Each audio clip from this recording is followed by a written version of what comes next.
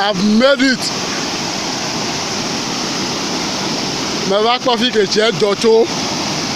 Hey!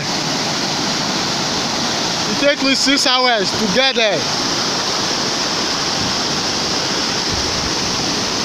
This is Blue Waterfall.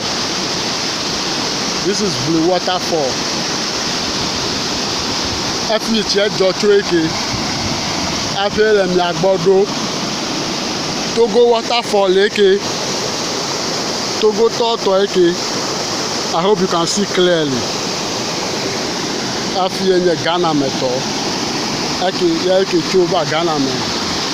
No pom enuele la wa po Blue Waterfall le wa po background edora. Wa po hotu.